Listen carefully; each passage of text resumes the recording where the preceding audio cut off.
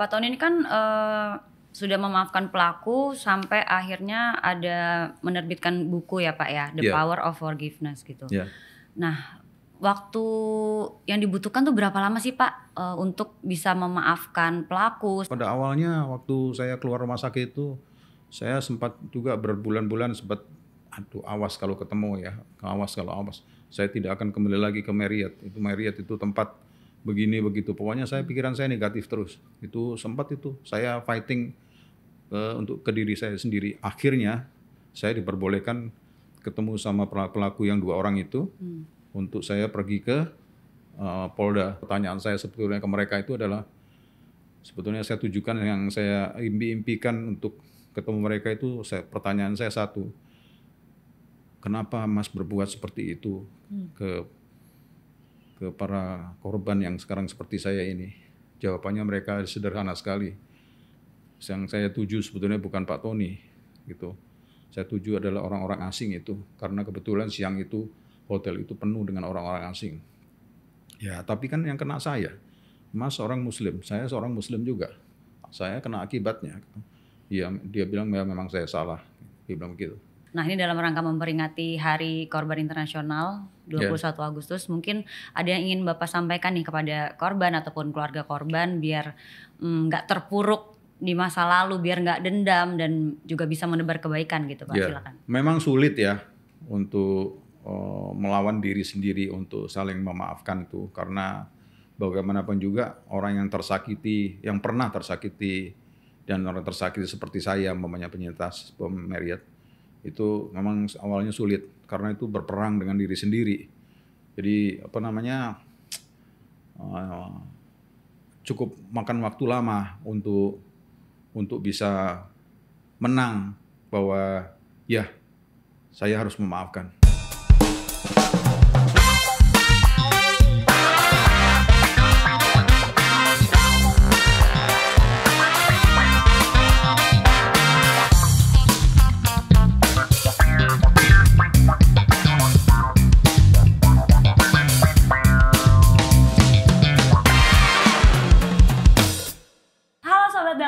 Salam Pancasila. Mari kita gaungkan Indonesia damai, Indonesia tanpa kekerasan, dan Indonesia harmoni. Senang sekali saya Vanda Reni dapat kembali hadir menyapa Anda dalam podcast Cafe Toleransi. Ketika membahas tentang terorisme, yang sering kali muncul dalam pikiran adalah hal-hal yang menakutkan. Jarang orang yang membahasnya dari sudut pandang korban terorisme yang berhasil pulih dari kejadian tersebut. Namun penting bagi kita untuk mengakui dan memberikan perhatian kepada kisah-kisah inspiratif mereka yang mampu bangkit dan melewati trauma yang disebabkan oleh tindakan teror. Korban terorisme yang berhasil pulih sebenarnya memiliki cerita yang penuh dengan perjuangan dan tekad yang luar biasa.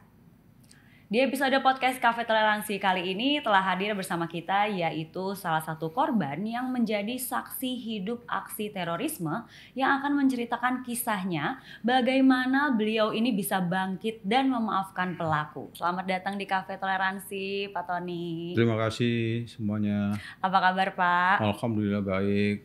Mudah-mudahan semuanya baik yang ada di sini. Alhamdulillah baik semuanya. Dan sebelum kita memulai obrolan pada hari ini dalam rangka memperingati Hari Korban Internasional 2023 sebagai penghormatan kepada para korban aksi tindak pidana terorisme, mari kita sejenak 2 menit untuk melakukan aksi hening. Saya dengan Pak Tony akan menyalakan lilin bersama dan menundukkan kepala.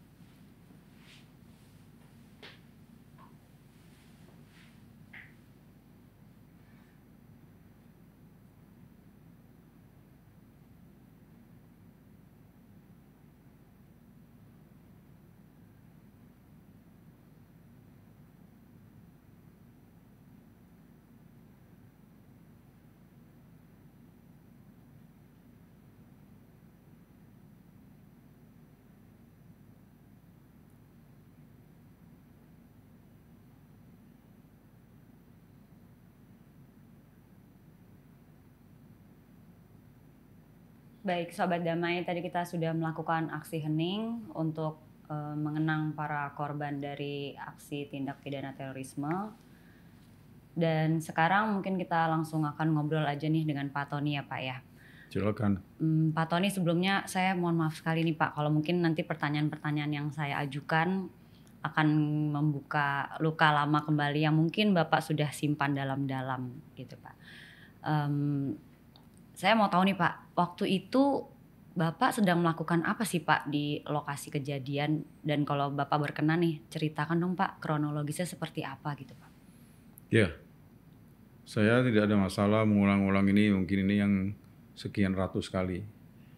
Jadi saya semakin lama semakin merasa tabah, kuat, sabar. Dan waktu tanggal 5 Agustus itu, tepatnya jam 12.45, itu saya bersama 2 klien saya. Setelah saya selesai di audit perusahaan saya di Tanjung Priok, itu saya rencana mau makan bersama di Hotel Marriott. Tapi karena sudah late lunch, terlambat, makan siang sudah agak siang, saya tawarkan tamu saya mau makan. Jawaban tamu saya, makan dekat sini aja Pak, di Kelapa Gading, karena Tanjung Priok ke Kelapa Gading lebih dekat daripada Tanjung Priok ke Marriott. Dan saya putar di Kelapa Gading juga suasananya ramai dan penuh. Akhirnya kita putar balik kanan ke Marriott karena sekretaris saya bilang bahwa Pak, ini satu-satunya meja Bapak yang masih kosong, mau jadi ke sini atau mau dijual Pak. Dengan balik kanan ini saya langsung lari naik mobil bawa tamu saya ke Marriott. Sampai di Marriott, saya sudah masuk di hotelnya, di bagian lobi. Saya belum turun mobil. Saya masuk ke dalam mobil, saya turun dari mobil, saya lari ke arah restoran Shailendra, dan di situ betul meja saya adalah meja satu-satunya masih kosong. Dan 2 tamu saya mengikuti saya dari belakang. Dan saya masih ingat saya sampaikan tamu saya, silakan duduk Pak. On all the sudden, boom. Di situ ceritanya. Dan ledakan itu keras sekali. Saya pikir itu ledakan dari kitchen. Ternyata aneh, suaranya besar sekali dan bola api yang datang ke saya itu volumenya cukup besar. Dan posisi saya waktu itu masih berdiri di depan meja yang kosong itu, dan karena saya melihat bola api datang ke saya tutupin muka saya begini, dan akhirnya beberapa saat saya nggak sadar, ternyata saya kejatuhan lampu chandelier itu yang besar itu, selingnya putus dan mengenai kepala saya. Dan di situ saya tidak sadar. Beberapa saat saya nggak tahu berapa lama saya nggak sadar. Akhirnya saya terbangun dan pikiran saya cuma mau keluar dari hotel itu menuju lobi aja. Saya lihat itu di depan saya udah banyak orang-orang yang tergeletak dan asap itu sudah ngepul di dalam ruangan restoran itu dan baunya sangat menyengat. Dan saya tetap cari jalan ke arah lobi untuk capai rumah sakit yang terdekat waktu itu, dan rumah sakit Jakarta. Dan saya pikir saya sampai rumah sakit Jakarta, saya pikir saya orang pertama yang sampai rumah sakit Jakarta. Ternyata saya sampai sana sudah banyak korban-korban yang sudah sampai di sana duluan dan sudah tergeletak di rumah sakit Jakarta. Itu ceritanya seperti itu. Tapi Bapak waktu mau ke rumah sakit itu jalan sendiri atau udah ada bantuan-bantuan gitu Pak? Ya, saya jalan aja sendiri. Kan kalau di Marriott itu kan ada namanya apa? Ada circle gitu, di depan itu ada taman circle begitu. Saya coba jalan dan saya ketemu taksi pertama. Saya stop pertama dan dia berhenti. Setelah saya mau masuk taksinya, dia kabur. Mungkin dilihat saya mungkin udah berdarah-darah, mungkin terus akhirnya takut. Demikian juga taksi kedua. Dan taksi ketiga saya hadang di depan taksi itu supaya berhenti, supaya tidak jalan. Akhirnya saya naik, antar saya ke rumah sakit Jakarta. Dan saya naik taksi ketiga itu ke rumah sakit Jakarta. Yang 2 klien Bapak tadi Saya nggak tahu dari mana, udah tergeletak di mana, saya udah nggak ingat lagi. Saya cuma ingat adalah waktu itu adalah yang saya ada di kepala saya adalah 3 anak saya yang di rumah itu sendiri. Itu aja. Saya bilang saya kuat, saya bisa, saya mesti bisa jalan ke rumah sakit. Itu aja yang bikin semangat saya. Akhirnya Bapak Akhirnya sampai di rumah rumah Jakarta. sakit Iya, langsung gitu. dilakukan Betul. tindakan. Dan saya ingat sekali, saya nggak bayar taksi itu. Saya udah nggak ingat lagi. Pokoknya saya yang penting selamatin diri saya sendiri dulu. Itu kejadiannya. Oke, berarti kan dan Bapak pastinya kan tadi Bapak bilang ada kena bola api, hadang pakai tangan, Iya. terus kejatuhan juga. Berarti kan fisik juga kena gitu ya Iya. Pak ya. Nah, Bapak ini kan sudah melakukan penyembuhan fisik sebelumnya nih. Cuma yang Bapak alami selama proses penyembuhan atau pemulihan itu apa aja sih Pak? Oh, itu prosesnya panjang ya. Saya di rumah sakit itu hampir 8 bulan lebih lah. Bulan ke-9 saya baru keluar dari rumah sakit. Dan saya keluar dari rumah sakit itu saya belum sembuh betul. Tapi waktu di dalam rumah sakit selama 8 bulan itu saya ditempatkan di ruang isolasi yang steril, tidak boleh dibesuk, tidak boleh ada kunjungan. Saya kalau ada kunjungan saudara, anak, ibu saya kalau datang ke rumah sakit hanya lewat disekat dengan kaca gitu. Di sebelah sana kaca itu pakai angkat telepon, di sini saya angkat telepon jadi bicara via telepon begitu. Anak-anak juga? Anak-anak pertama juga nggak tahu gitu, karena mereka tahunnya pertama itu kan siang saya kenanya musibah itu. Anak-anak baru tahu sore harinya, lihat di TV listnya ada nama saya di situ bahwa papa kena musibah. Akhirnya anak saya yang pertama yang paling besar itu datang lihat saya jenguk di rumah sakit Jakarta. Waktu itu anak-anak umur berapa Pak? Anak-anak saya yang paling Kecil-kecil. besar SMA kelas 2, yang kedua SMP kelas 3, dan yang ketiga yang paling kecil perempuan itu SD kelas 6. Gitu. Dan saya kan waktu itu sudah menjadi orang tua tunggal. Jadi saya membesarkan anak-anak sendiri. Berarti selama Bapak di rumah sakit perawatan intensif, anak-anak di rumah yang Iya. ngerawat. Kebetulan saya masih tinggal sama ibu saya. Oke, baik. Nah, selain waktu itu kan berarti sudah penyembuhan fisik di rumah sakit, tapi kan pasti ada trauma kan Pak? Pasti. Dan trauma itu berjalan tidak sebentar. Trauma itu saya rasakan hampir 2 tahun. Banyak hal-hal yang menurut saya sangat menyakitkan, bukan sekedar fisik ya. Mental saya juga terluka dalam arti kata saya nggak bisa, maksudnya tidak pede lah bergaul dengan dunia luar karena tangan saya cacat, kepala saya masih dibungkus gitu. Jadi minder itu masih besar saya. Kadang-kadang kalau salah satu contoh kecil, kalau saya pergi pengen jalan ke mall gitu, naik lift gitu, di dalam lift itu orang kalau lihat tangan saya kesannya seperti takut terus jijik gitu. Dipikir saya ini kena penyakit kulit, seperti itulah kira-kira. Itu sangat memukul jiwa saya. Tapi sampai berapa lama tuh Pak? Tadi kan Bapak bilang jadi nggak pede ketemu orang. Itu hampir cukup lama juga, hampir 2 tahun itu. Gitu. Kalau kadang-kadang kalau saya duduk di dalam rumah terus anak saya tanpa sengaja buka tutup pintu, bantingnya tutup keras dor gitu tuh langsung Kaget, keinget kejadian dulu. Hal-hal seperti itu, hal-hal yang kecil begitu berpengaruh sekali buat saya gitu. Dan saya nggak mau lihat TV beberapa bulan itu karena saya udah nggak mau lihat lagi itu peristiwa-peristiwa yang seperti kekerasan seperti itu.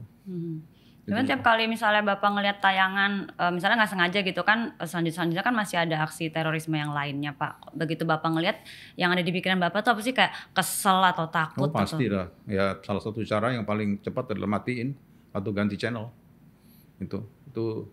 Itu berlangsung cukup lama itu. Tapi Pak Tony sekarang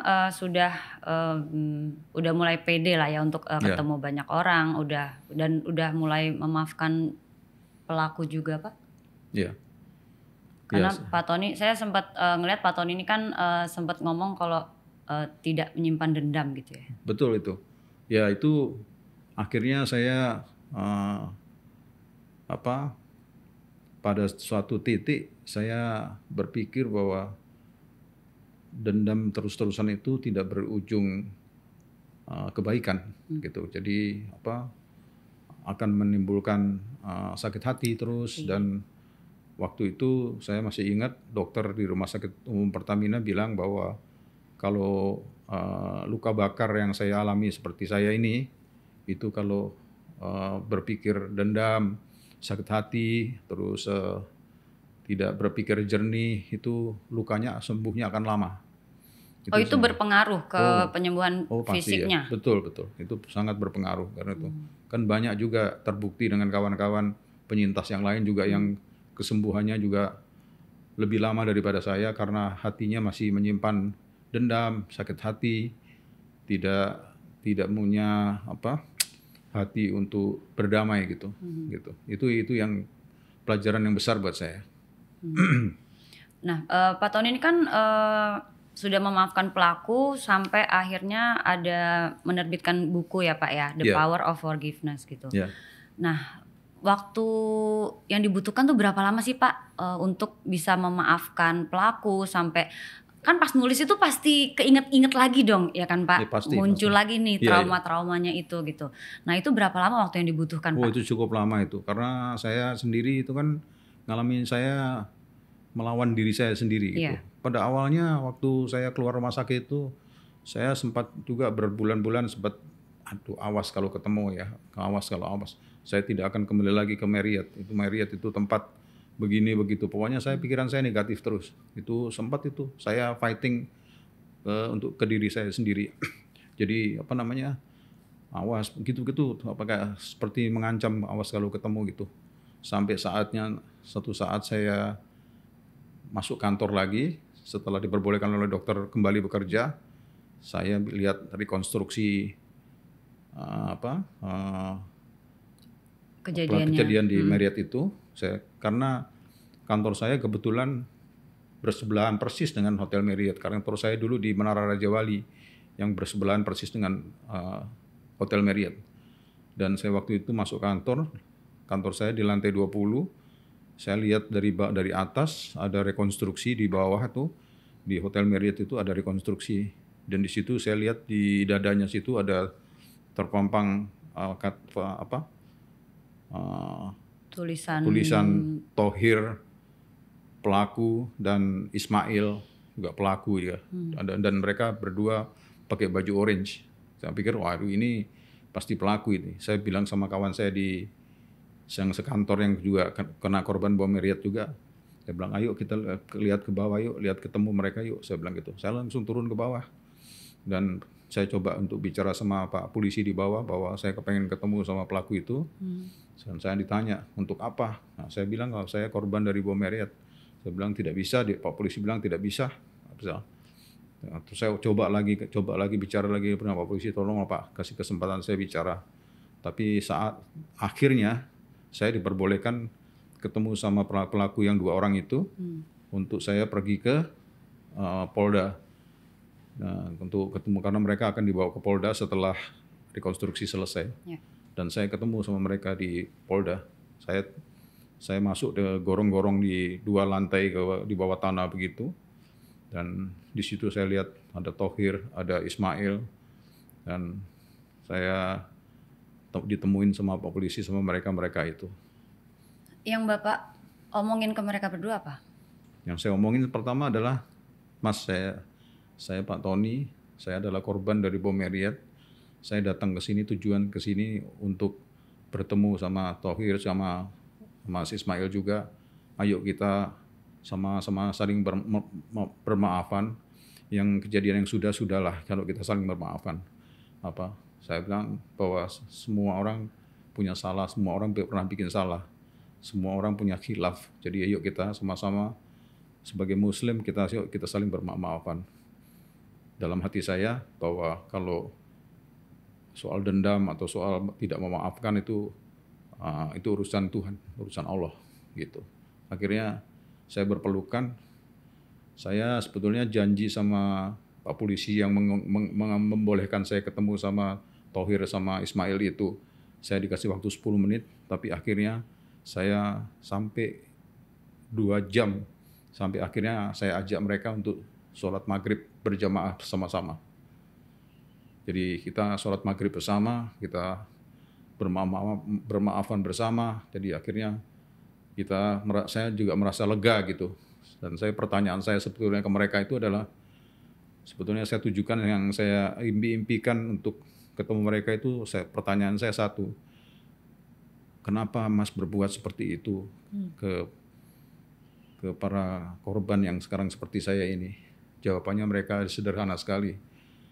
Yang saya tuju sebetulnya bukan Pak Tony gitu. Saya tuju adalah orang-orang asing itu, karena kebetulan siang itu hotel itu penuh dengan orang-orang asing. Ya, tapi kan yang kena saya, Mas seorang Muslim, saya seorang Muslim juga. Saya kena akibatnya. Dia bilang ya memang saya salah.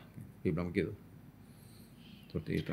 Berarti yang tadinya Pak Tony kan sempat kesel gitu kan, ayo kita ketemu 2 orang itu mau marah-marah gitu. Pas ketemu malah nggak marah sama sekali. Hilang itu perasaan saya gitu. Begitu ngeliat muka 2 orang ini. Hilang perasaan saya. Padahal waktu saya di rumah sakit berbulan-bulan itu, saya awas nanti kalau saya ketemu ya, awas itu terus saja di otak saya seperti itu, di pikiran saya seperti itu. Awas nanti kalau ketemu. Saya ini seorang Muslim yang maksudnya artinya kata pasti juga mereka juga, saya pikir juga seorang Muslim juga. Kenapa seorang sesama Muslim kok saling menyakiti? Itu aja yang ada di pikiran saya. Gitu. Akhirnya Allah menjawabkan pertanyaan saya, cita-cita saya untuk ketemu mereka di Hotel Marriott, walaupun saya akhirnya ketemunya di Polda gitu. Nah, terus setelah Bapak ketemu, udah ngajakin sampai sholat bareng, tapi respon mereka waktu Bapak menyampaikan unek-unek Bapak waktu itu, respon mereka gimana Pak? Apakah ada rasa sesal atau gimana? Pertama saya lihat di bahasa tubuhnya mereka ketakutan ya. Saya lihat mereka agak rada ketakutan gitu. Ya mungkin dikira Pak Tony mau marah. Ya, kan? Gitu kan, mungkin kan gitu. Dipikir kan Pak polisi juga mungkin udah kasih tahu dia bahwa ini adalah korban. Dia pikirnya mungkin saya mau mukul, mau marah, mau apa gitu kan.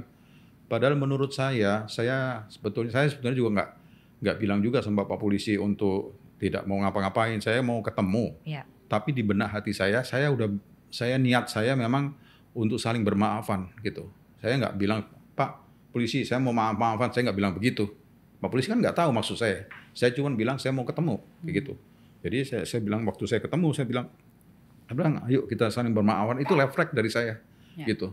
Buat apa? Saya pikir buat apa saya marah? Buat apa saya mukul? Buat apa saya marah-marah di luar? Saya pikir useless lah, nggak ada gunanya lah. Karena tidak bisa merubah yang sudah terjadi juga. Of course, masih nggak akan berubah gitu ya. Namanya sudah pelaku, sudah korban, bom sudah meledak, korban sudah berjatuhan, ya kan? Apalagi nggak mau ngapain lagi saya, percuma kan? Nggak ada gunanya saya marah-marah gitu. Jadi ya itu saya kan cuma bilang bahwa ayo kita saling bermaafan, itu refleks aja dari saya gitu. Dan itu saya ngerasa puas, kedua bangga gitu. Makanya saya sampaikan tadi ya, soal siapa dosa, siapa tidak dosa itu urusan Tuhan. Allah punya urusan itu. Itu nanti urusannya masing-masing itu. Yang penting saya lega bahwa saya sudah ketemu, walaupun mereka menurut saya berbuat salah, yang mereka bilang itu jihad ini, jihad itu, saya merasa lega aja, saya udah plong saya, maksudnya udah lepas saja gitu. Jadi, dan itu membuat saya juga kesembuhan saya semakin cepat. Jadi saya ingat kata dokter tuh, jangan dendam, sakit hati, jangan dendam, coba relief lah gitu. Maksudnya jangan berpikiran negatif gitu. Itu ternyata betul gitu. Karena luka saya yang paling lama itu ada di kepala. Karena umur saya waktu itu kalau nggak salah 40 sekian ya. Saya lahir tahun 55. Waktu itu 2003, 40 berapa tuh? 40 sekian lah. Ya, tapi kan saya udah umur. Kan orang kalau luka bakar itu kalau umurnya makin banyak, makin lama sembuhnya. Kalau anak-anak mungkin lebih cepat gitu. Kira-kira seperti itu. Gitu. Jadi itu saya lihat mereka seperti ketakutan gitu. Dan nggak tahu ya mereka surprise seperti apa ya. Begitu saya sampaikan bahwa saya minta maaf dan saya demi Allah saya peluk. Saya peluk, ayo kita saling maafkan gitu. Ini kawan saya, Mas Webi. Ya, saya ajak Mas Webi waktu itu berdua. Ada satu lagi namanya Pak Peter, itu teman saya juga yang kebetulan juga dia waiter di Hotel Marriott juga, waktu itu juga melayani. Berarti dua-dua teman Bapak ini korban juga? Iya, saya datang waktu itu, saya begitu polisi bilang, oke Pak Tony, saya kasih waktu Pak Tony, yuk kita Bapak bisa ketemu sama Thohir sama Ismail di Hotel Marriott. Saya langsung nggak mobil saya tinggal, saya langsung naik taksi, saya cepet-cepet aja langsung ke Polda untuk supaya nggak telat gitu. Saya langsung saya Pak Peter sama Pak Febi langsung saya sendiri bertiga langsung naik taksi ke Polda. Karena saking gembiranya saya dikasih kesempatan. Itu kan istilahnya kan kemauan saya, cita-cita saya waktu saya berbulan-bulan di rumah sakit. Ya. Saya nanti kalau sampai keluar, saya pengen ketemu nih. Pertanyaan saya cuma satu, simple aja. Why did he do it? Apa motif apa yang mereka bikin seperti itu? Kok tega-teganya gitu? Saya seorang Muslim, kalau mereka juga seorang Muslim, mana ada dalam agama manapun, Kristen, Buddha, Hindu, apapun, termasuk Muslim terutama, maka tidak ada istilah saling menyakiti di antara para sesama agama. Tidak ada agama manapun yang mengajarkan saling menyakiti, ya kan? Gitu. Tapi kalau Pak Febi sama Pak Peter waktu itu responnya gimana? Ya dia senang, dia waktu itu saya ajak ketemu mereka. Maksudnya nggak ada marah juga? Oh enggak, gitu. Saya kan mungkin berdua teman saya itu mungkin lihat saya ya. Kalau saya marah-marah ya mungkin ya dia ikut mereka juga. Mereka akan kehasut juga. Kehasut gitu. Juga ya, karena saya peluk mereka, saling salaman, saling memaafkan gitu. Itu aja. Dan dua orang itu udah minta maaf nggak sih Pak? Dua pelaku itu? Dan mereka bahasa tubuhnya dia tidak bilang sama memaafkan, nggak bilang memaafkan. Tapi mereka bahasa tubuhnya saya juga sudah nangkep juga dong. Kecuali kalau mereka nggak mau saya salamin, nggak mau saya peluk, itu mungkin reluctant kan, menolak kan. Tapi mereka nyambut saya dengan baik gitu. Malah saya sebelum keluar dari gorong-gorong itu di Polda itu, saya bilang sama mereka, Mas, kan sampean semuanya nanti akan di sini cukup lama, akan ditahan, akan dipenjara. Saya bisa pulang ke rumah gitu. Ada pesan-pesan apa yang saya bisa belikan buat Mas selama Mas di dalam tahanan gitu. Mereka malah pesan satu, Pak Tony tolong saya belikan buku-buku buku-buku yang saya mau gitu. Ya tolong catat aja bukunya apa.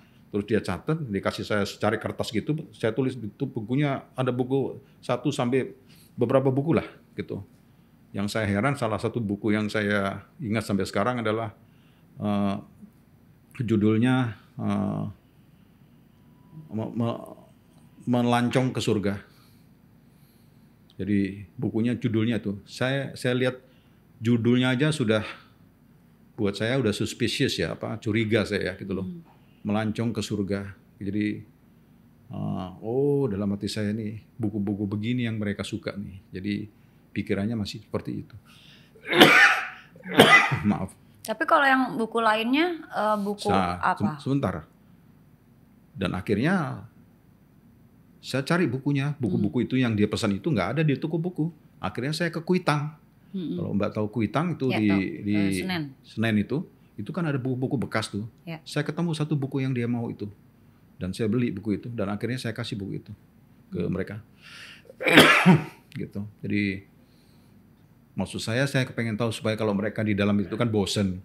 Di dalam penjara berbulan-bulan mungkin bertahun-tahun ya. Saya tawarkan juga mau apa, mau belikan apa, saya beli apa. Saya kan di luar, Mas titip saya apa gitu. Dia mintanya buku gitu. Saya masih ingat itu. Oke. Pak Tony mungkin boleh kita minum ngopi dulu nih Pak? Wah boleh, saya suka kopi. Ini udah disiapin spesial, ya. Kan? Karena di Cafe Toleransi ini, jadi ada kopi. Bapak suka ngopi kan Pak? Suka banget. Silakan. Tapi saya suka yang encer-encer aja. Oh iya, tenang udah disiapin. Ada sedotannya juga udah kita siapin ya? Iya, saya biasa minum pakai sedotan. Silakan Pak. Oh iya.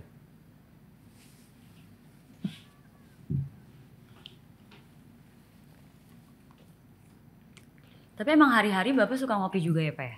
Suka juga. Saya juga masih merokok juga. Oh, Ya. Masih sehat.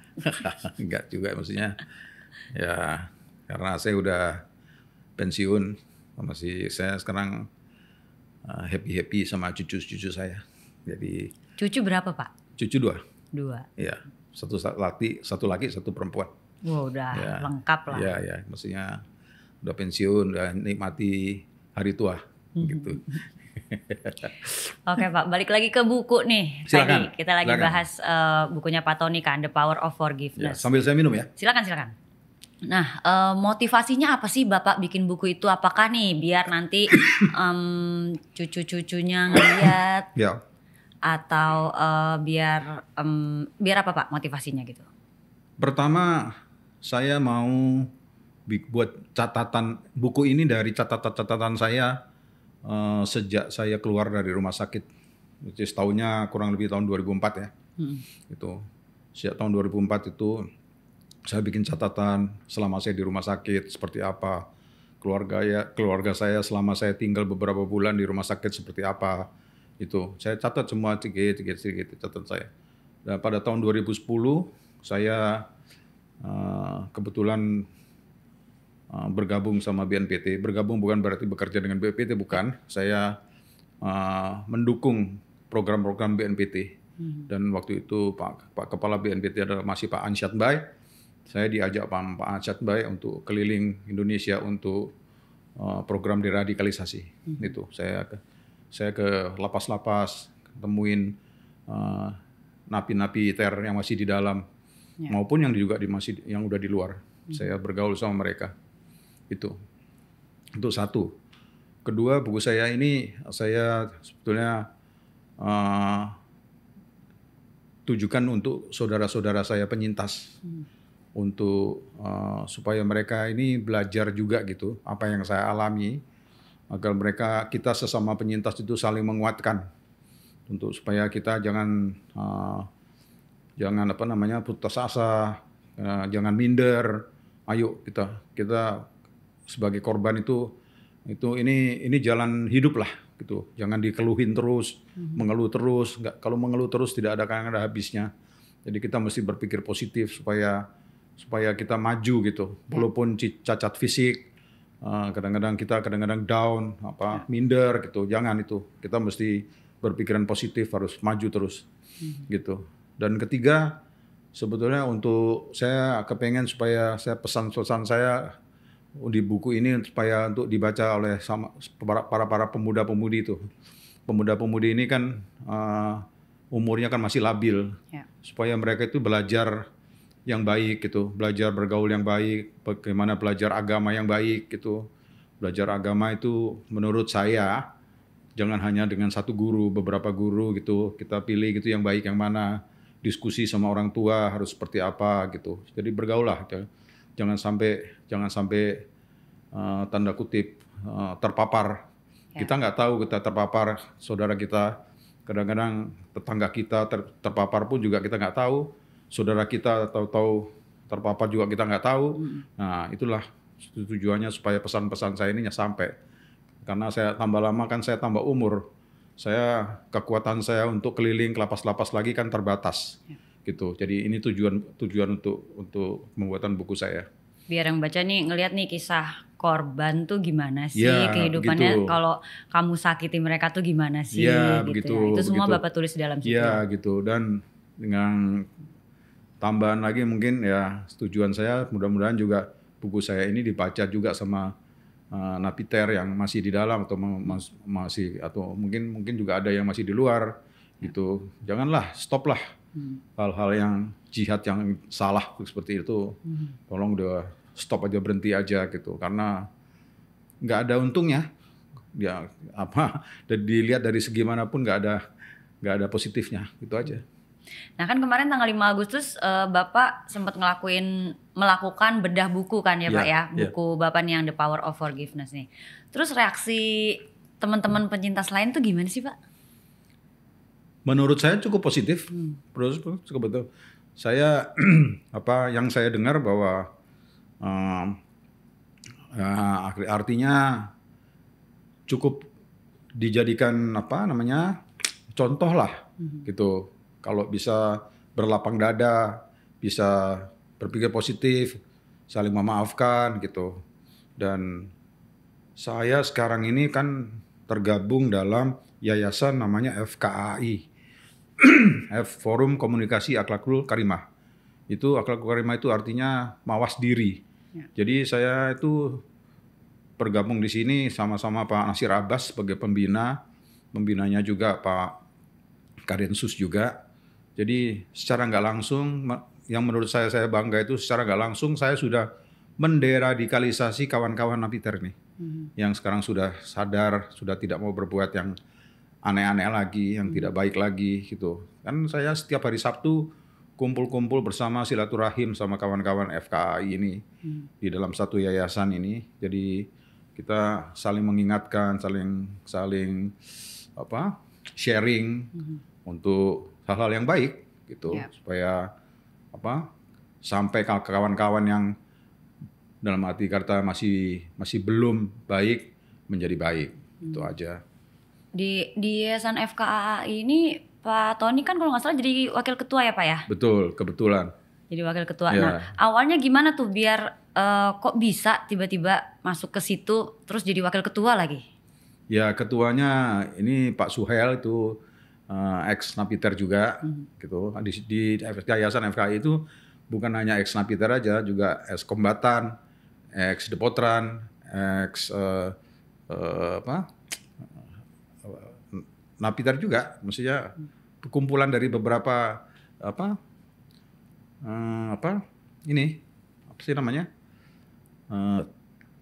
orang-orang yang pernah berbuat salah lah, kira-kira begitu. Jadi kita berkumpul untuk silaturahim pokoknya. Jadi menjalankan program-program, banyak program-program kita seperti kemarin itu, yang terakhir itu waktu Idul Adha, penyembelihan korban sapi, kambing, itu kita sembelih sapi dan kambing juga kita bagi-bagikan juga kepada penyintas. Itu program-program seperti itulah.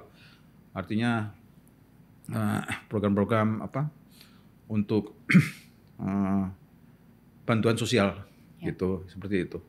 Oke. Nah selain aktif di Yayasan FKAI, Bapak kan juga ada bikin ini kan Pak, Asosiasi Korban Bom Indonesia, kalau nggak salah ya Pak ya, ASKOBI ya. Nah kalau ini awalnya kebentuknya gimana nih? Dan di asosiasi ini Bapak ngapain aja sih sama teman-teman lainnya gitu Pak? Kegiatannya apa aja? Ya itu dulu itu awal-awal tahun 2000 ya, ASKOBI itu Asosiasi Korban Bom Indonesia.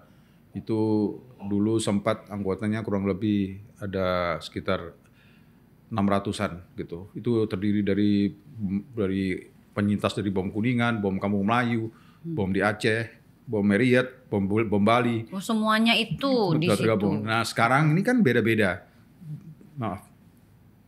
Sekarang ini kan di Bali ada yayasan juga, yayasan penyintas. Di Jakarta ada beberapa. Di Bandung ada.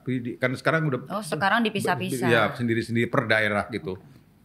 Supaya pertemuannya gampang, lebih mudah gitu. Dulu kalau harus ke seperti ASKOBI dulu kan harus ke Jakarta, itu kan cukup besar juga biayanya dari daerah-daerah. Sekarang sudah banyak yang terpencar-pencar lah. Akhirnya diputuskan di kota masing-masing aja nih gitu, ya kita punya yayasan penyintas sendiri-sendiri gitu. Awalnya itu. Awal tujuan utamanya adalah untuk saling menguatkan aja antara penyintas, karena ada beberapa penyintas yang masih minder, nggak mau keluar rumah, karena cacat tubuhnya masih ada gitu. Jadi untuk supaya saling menguatkan, tujuan utamanya itu. Nah, Pak Tony, ini kan kita siapa saja bisa menjadi korban tindak pidana terorisme ya Pak ya. Bahkan kita nggak tahu juga kapan dan di mana gitu. Tapi kan nggak semuanya bisa bertahan, berjuang, dan juga apalagi kayak Pak Tony ini ya, dan teman-teman bisa menebar kebaikan, bisa memaafkan pelaku juga gitu. Nah ini dalam rangka memperingati Hari Korban Internasional 21 Agustus, mungkin ada yang ingin Bapak sampaikan nih kepada korban ataupun keluarga korban biar nggak terpuruk di masa lalu, biar nggak dendam dan juga bisa menebar kebaikan gitu Pak, silakan. Ya, memang sulit ya untuk melawan diri sendiri untuk saling memaafkan itu, karena bagaimanapun juga orang yang tersakiti, yang pernah tersakiti dan orang tersakiti seperti saya, umpamanya penyintas bom Marriott, itu memang awalnya sulit karena itu berperang dengan diri sendiri. Jadi cukup makan waktu lama untuk bisa menang bahwa ya saya harus memaafkan karena ini musibah, ini jalan hidup, ini mungkin pelajaran, karena mungkin seperti saya ini pelajaran. Saya merasa bahwa umur saya sekarang 69 tahun, saya merasa bahwa ternyata Tuhan ini punya pesan ke saya, kenapa kok saya kena musibah. Buktinya apa? Saya masih selamat, saya masih hidup, masih bisa berteman, masih sehat dan bisa membantu kawan-kawan, masih sehat lah. Dan saya merasa happy, saya merasa senang. Insya Allah kasih saya umur panjang. Amin. Jadi maksudnya dengan berpikir seperti itu, kita kan hidup ini rasa tenang gitu. Jadi pesan saya kepada teman-teman atau saudara-saudara sana mungkin yang mengalami hal seperti saya, be positif lah. Maksudnya tetap ke depan tetap masa depan dengan yang positif. Ya. Artinya dengan jangan bermurung di rumah, jangan negative thinking gitu. Dan kawan-kawan kawan-kawan pelaku yang ada di luar sana, sudahlah stop gitu. Gak ada jihad yang benar, gak ada jihad yang tidak membawa korban. Buktinya semua membawa korban. Saya berharap bahwa di dalam peringatan ini mudah-mudahan tidak akan terjadi lagi hal-hal yang seperti pernah saya alami. Mudah-mudahan Tuhan melindungi kita semua. Kita akan hidup damai, sejahtera di kemudian hari. Amin. Baik, terima kasih banyak Pak Tony sudah mampir ke podcast Cafe Toleransi, sudah sama-sama bercerita kembali dan mohon maaf sekali lagi mungkin membuka luka-luka yang udah dipendam lama. Tapi dengan ceritanya Pak Tony udah pasti bisa menginspirasi kita semua, terutama korban juga, biar agar bisa berpikir positif ke depannya. Ya biarpun susah, karena saya ngebayangin aja nih Pak, gimana kalau saya yang ada di situ, terus saya harus bisa memaafkan, terus dengan kondisi yang terjadi di diri kita sendiri, wah itu pasti susah banget sih. Makanya hebat untuk Pak Tony dan teman-teman. Sama-sama ya. Mudah-mudahan keterangan-keterangan saya ini bermanfaat untuk saudara-saudara semuanya di luar sana. Pasti. Sobat Damai, seperti yang kita ketahui, kejahatan terorisme meninggalkan duka dan bahkan trauma yang mendalam bagi para korban.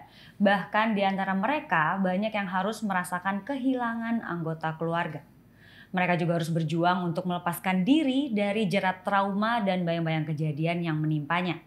Dengan proses memaafkan yang penuh tantangan, mereka mampu berjuang dan melanjutkan hidup dengan kedamaian. Sekali lagi kami mewakili segenap keluarga besar Badan Nasional Penanggulangan Terorisme Republik Indonesia senantiasa memberikan dukungan terhadap penyintas tindak pidana terorisme dalam memperingati Hari Internasional untuk peringatan dan penghormatan kepada korban terorisme 2023. Akhir kata, saya Vanda Raini dan saya Tony Sumarno, penyintas bom Marriott. Mari kita gaungkan Indonesia damai, Indonesia tanpa kekerasan, dan Indonesia harmoni.